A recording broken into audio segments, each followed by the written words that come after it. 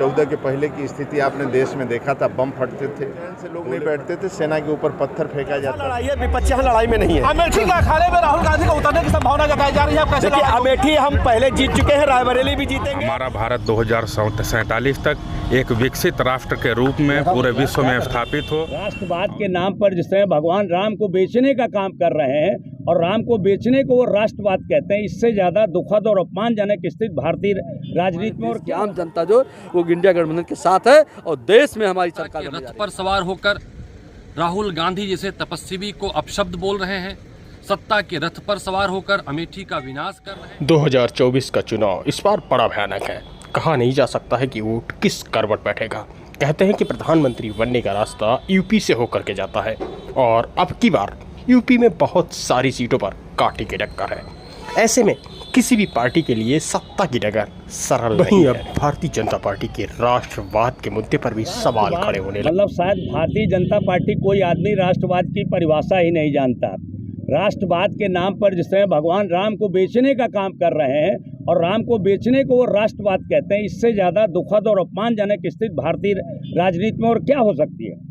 भारत का संविधान लिखने वाले परम पूज्य बाबा साहब डॉक्टर भीमराव अंबेडकर ने जो संविधान की हस्तलिखित प्रति लिखी, उसमें सबसे पहला चित्र भगवान राम का है। भगवान राम अयोध्या से पुष्पक विमान पर लौट रहे हैं, तो हम दलित, ब्राह्मण और सर्व समाज के लोग राम को पूजते हैं और भारतीय जनता पार्टी वाले राम को बेचते हैं। राम को बेचना राष्ट्रवाद है, तो इससे बड़ी शर्मनाक बात देश के लिए कुछ हो ही नहीं सकती।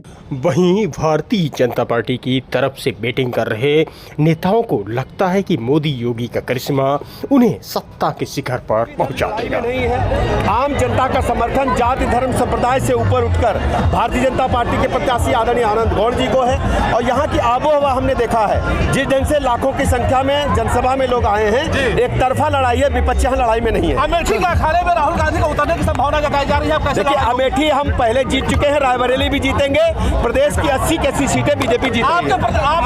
भारी मंत्री यानी संजय निषाद जी के साथ मारपीट हुई है, विपक्ष उसमें कड़ी कार्रवाई होगी, चिन्हित किए जा रहे हैं लोग, जो भी दोषी होगा। पहले की स्थिति आपने देश में देखा था, बम फटते थे, गोले फटते थे, ताज होटल हो, चाहे संसद भवन हो, चाहे मंदिर हो या श्रीनगर हो, चैन से लोग नहीं बैठते थे, सेना के ऊपर पत्थर फेंका जाता था और अपना गरीब का अपना पक्का मकान नहीं रहता था।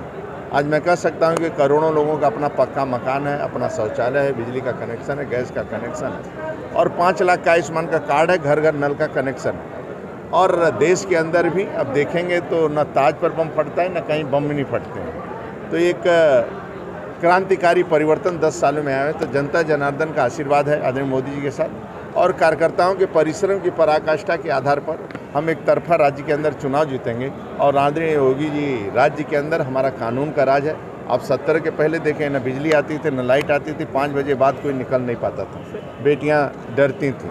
लेकिन आज मैं कह सकता हूं कि 12 बजे रात को भी बेटी घूम सकती है, जा सकती है, एक कानून का राज है। प्रधानमंत्री जी ने कहा है कि आपकी जो कमाई है, मेहनत की और जो आपकी संपत्ति है, उसको कांग्रेस उस पर पंजा मारना चाहती है और इससे उन्होंने आगाह किया है कांग्रेस और इंडी गठबंधन से। देखिए, कांग्रेस जब से देखे हैं गरीबी हटाओ, ये हटाओ, देश को उन्होंने लूट लिया। न सड़क, न बिजली, न पानी।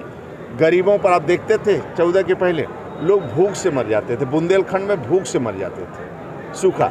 आज मैं कह सकता हूं कि आदरणीय मोदी जी के आने के बाद कोरोना वैश्विक महामारी में हुआ तो उनके हमदर्द, गरीबों का हमदर्द बनकर खड़े हुए और आज तक भी अन्न देते हैं। आज भी कोई भूख से सो नहीं सकता है और भूख से कोई मर नहीं सकता है। कांग्रेस, सपा, बसपा जब जब भी सत्ता में आए लूटे हैं, यानी राजनीति उनका भ्रष्टाचार है। और भारतीय जनता पार्टी जब जब भी सत्ता में विकास किया, देश के गौरव अटल बिहारी वाजपेयी का कार्यकाल आप देखें, आज मोदी जी का, आदरणीय मोदी जी का कार्यकाल देख रहे हैं। राज्य के अंदर पहले कल्याण सिंह, माननीय राज्यवर्धन सिंह, राम प्रकाश जी, और आज आप आदरणीय योगी जी का कार्यकाल देख रहे हैं। तो शांति और समृद्धि के, और कांग्रेस जब जब आई है तो गरीबों की, बड़े लोगों की संपत्ति हड़पने का काम है, बाकी कोई एजेंडा उनके पास नहीं है। भ्रष्टाचार और लूटना। विपक्ष आरोप लगा रहा है कि आप नफरत की राजनीति कर रहे हैं, नफरत के बल पे चुनाव। आप मेरे को बताओ, 70 के पहले लोग टीका लगाने में डरते थे, मंदिर जाने में डरते थे।